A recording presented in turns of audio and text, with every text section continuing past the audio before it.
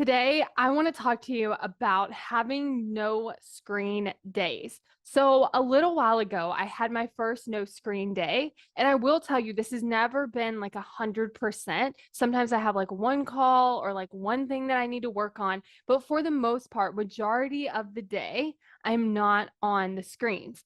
And the first time that I did that, I was actually very excited and I had a lot of fun and it was something new and it was something different. So I was really motivated and I had a great experience.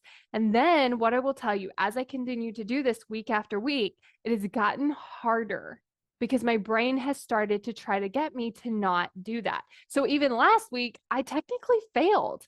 I had spent probably more time on the screens on my no screen day because I had let my brain talk me in to like using my screen. And it seems like a really good reason at the time. Like that's the thing about the brains, is they're a little sneaky. It always seems like a good idea. Like it always seems like a valid reason until I realized I was like, oh, wait a second. I'm on screens on my, my no screen day. And that's not how I wanted it to go. So I'm doing it again. And this is what I wanted to share with you is that first, when you start going after your goal, it might seem really exciting and you might seem really motivated.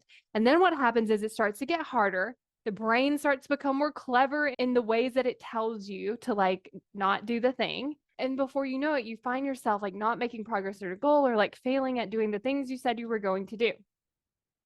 And here's why. Because when we have that excitement and that motivation, we're not really feeling the uncomfortable feelings that can come up. We're excited, we're motivated, so we start to do it. And then once it starts getting uncomfortable, that's when our brain is like, oh, avoid this. Don't do that. Go do something else. Let's forget about the goal. We can't do it. All of this because it starts to get uncomfortable. So, what I've noticed for me is my brain is like trying to talk me out of it. It's like, well, we could need to do this and we need to do that and we could do this and we could use that time for this and that. And it has like all of these reasons. And as I've been doing it, my brain's just been coming up with more and more reasons. And so, what I want to encourage you to do is actually let it be uncomfortable, especially for something like this. I'm like, no, this is supposed to feel good. I'm supposed to enjoy my break, but it's not really feeling that great because first, I have to allow and get used to and get comfortable with the discomfort, and then it will start to feel better.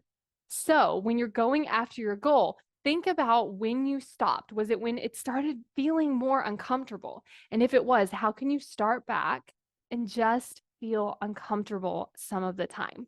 When you understand how your brain works, it makes it so much easier to work with your brain. I want you to think about how you're currently taking action. If you don't understand how your brain works, it's like you're swimming up the current. It's so much harder. Whereas if you just turned around, then you could actually swim so much easier because you would be working with your brain.